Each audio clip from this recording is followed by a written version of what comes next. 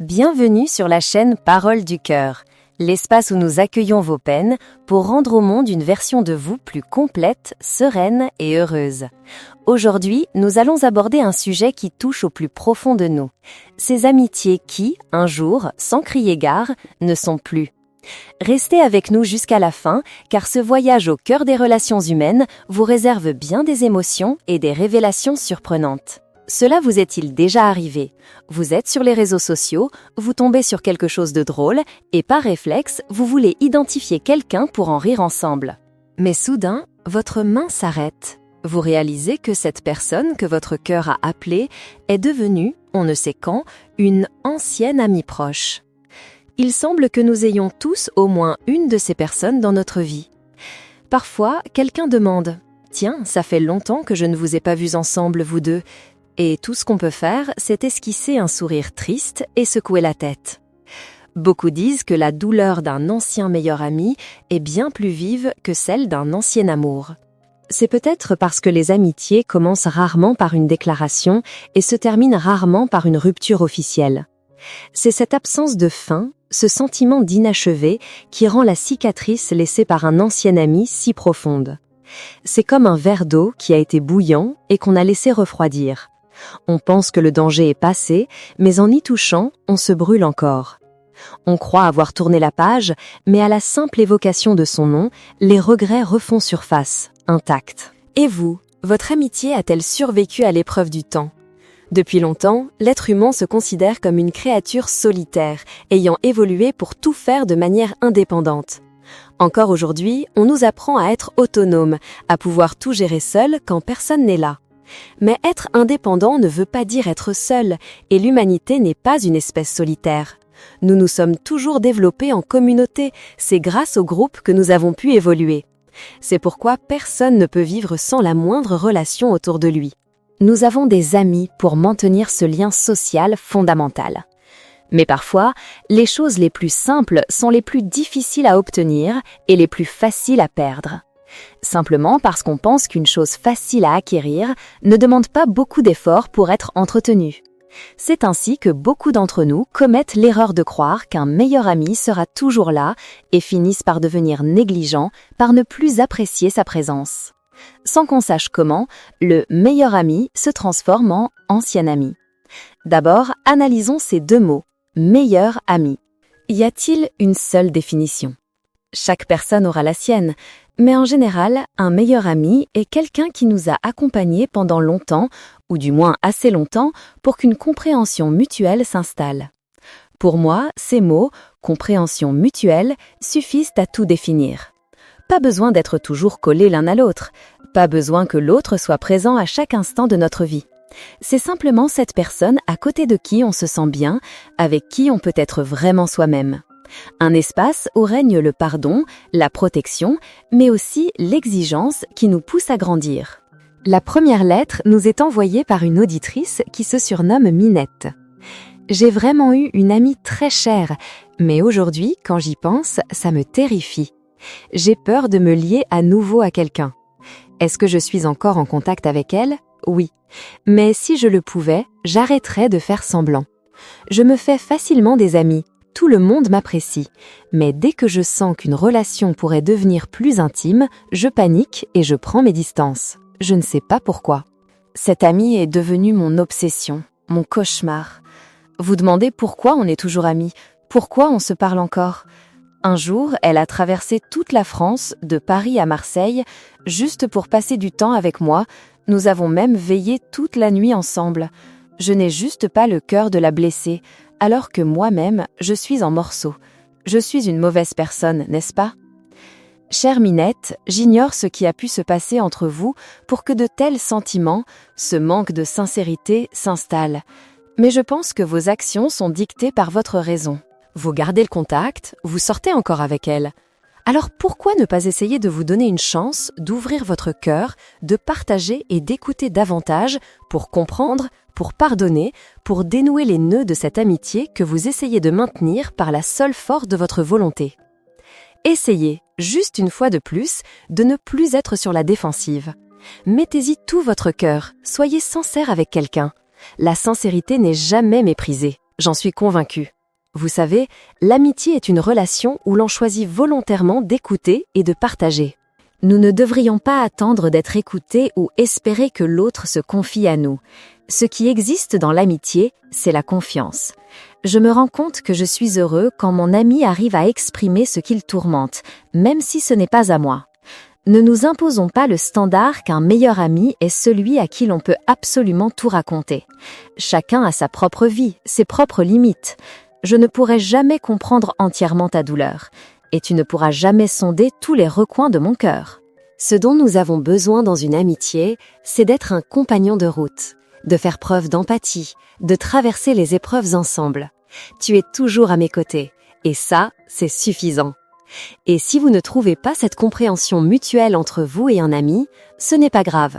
Cela vous permet au contraire de lâcher prise et de cesser d'attendre quelque chose de cette relation. L'amitié ne devrait pas être une dépendance affective. Votre monde ne va pas s'effondrer simplement parce que quelqu'un n'a pas pris le temps de vous écouter ou de partager un moment avec vous aujourd'hui. Une personne qui s'assoit pour écouter vos problèmes n'est pas forcément un ami proche.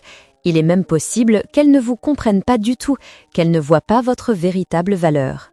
Et inversement, c'est aussi valable pour vous. Pensez-vous être proche de quelqu'un alors qu'au fond, vous ne le comprenez pas et ne percevez pas sa valeur réelle? Dans ce cas, on ne peut pas vraiment parler de meilleure amitié, n'est-ce pas? Beaucoup de gens mesurent la valeur d'une amitié au nombre d'années passées ensemble.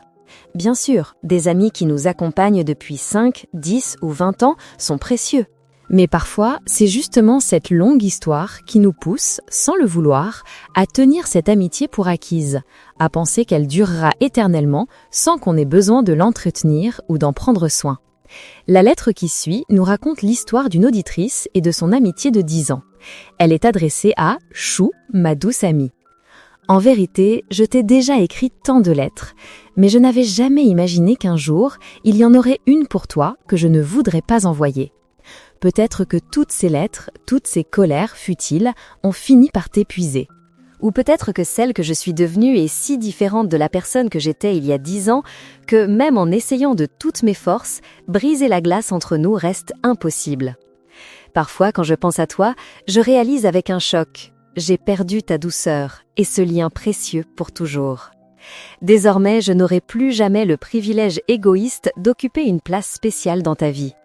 Nous étions ces deux amies qui savaient absolument tout l'une de l'autre, qui se connaissaient par cœur et pouvaient parler pendant des heures sans jamais se lasser. Chaque petite chose de mon quotidien, je voulais la partager avec toi. Un peu comme le petit prince qui, sur n'importe quelle planète, pensait sans cesse à sa rose. Souvent, je pense à toi sur le chemin du travail, en préparant mon café le matin, dans mes palourdes de fin de journée après avoir quitté le bureau, ou quand j'ai fini tous mes dossiers et que je reste là, hébétée devant l'écran de mon ordinateur, ne sachant plus quoi faire. Je réalise que tu me manques et que j'ai besoin de toi à mes côtés. J'espère toujours que tu pourras m'accueillir à nouveau comme avant pour que je puisse être ton soutien. C'est étrange, n'est-ce pas? Maintenant que j'ai réussi à panser mes propres plaies et que j'ai un peu d'énergie pour aider les autres à démêler leurs tourments, je n'ai plus le privilège de pouvoir soigner les tiens, toi que j'aime le plus au monde. Car on ne peut pas saisir une main qui ne s'est jamais tendue, n'est-ce pas? Cette pensée « je ne suis plus rien pour toi, je ne peux plus rien pour toi », elle me ronge un peu plus chaque jour. Ce n'est pas que je ne rencontre pas de gens bienveillants, mais quelqu'un d'assez bienveillant pour ressentir ma propre douleur, pour se réjouir sincèrement de mes réussites, pour m'aimer et être patient avec moi, même dans mes pires moments, personne comme ça n'est réapparu. Et même si quelqu'un venait, il ne serait pas toi, et je ne permettrai à personne de prendre ta place dans mon cœur.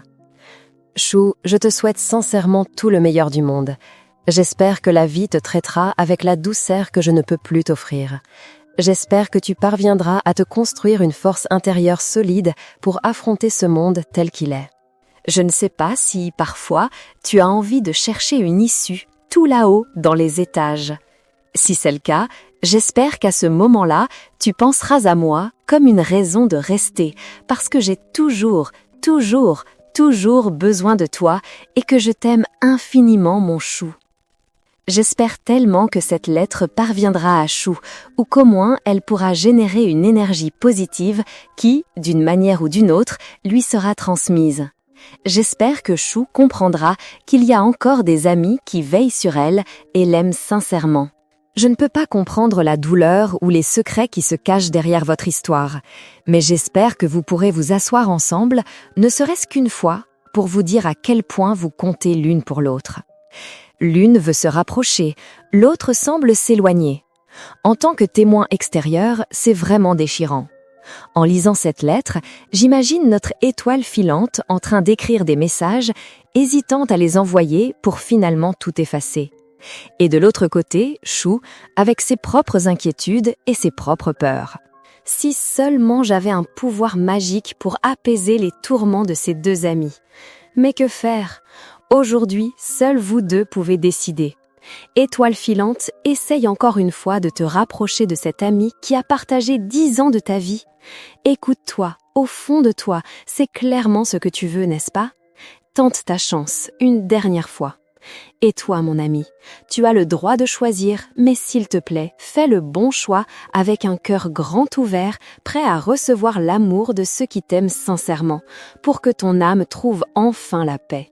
Dans la vie, je pense qu'il y aura toujours des moments où l'on se tourmentera, en cherchant sans cesse pourquoi notre meilleur ami nous a quittés. On se noie dans un tourbillon de scénarios, de questions et d'émotions qui emprisonnent notre esprit. Qu'est-ce que j'ai fait de mal pour que tu m'abandonnes ? Mais tu sais, toutes les questions n'ont pas besoin de réponse. Leurs actions ne sont-elles pas déjà la réponse la plus claire qui soit ? Leur silence est aussi une forme de refus.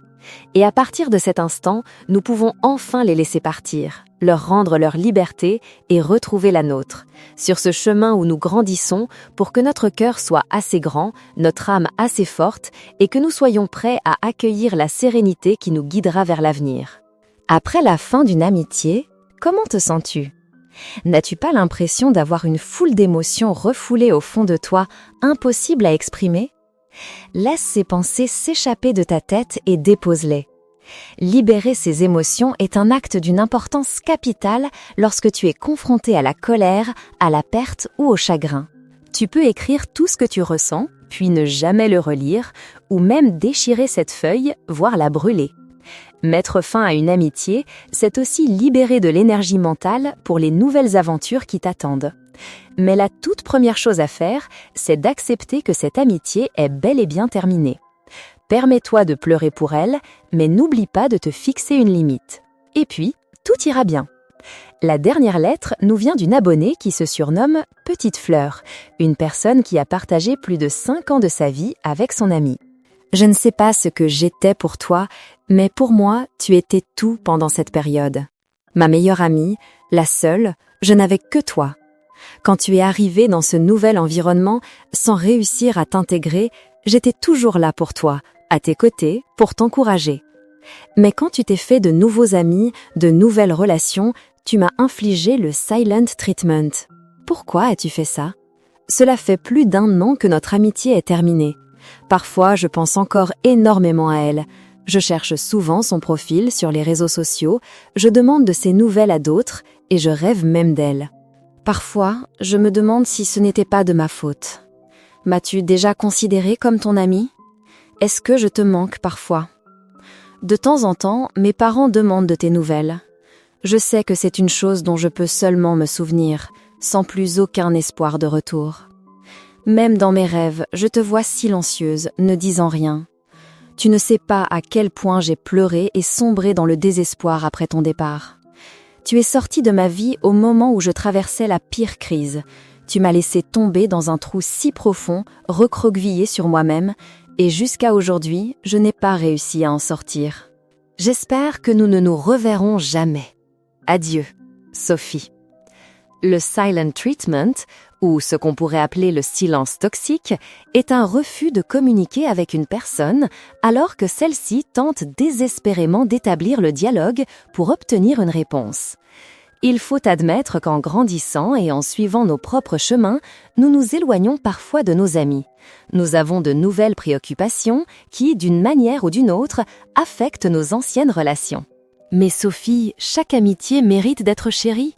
Au minimum, nous devrions communiquer et clarifier les choses avant de partir.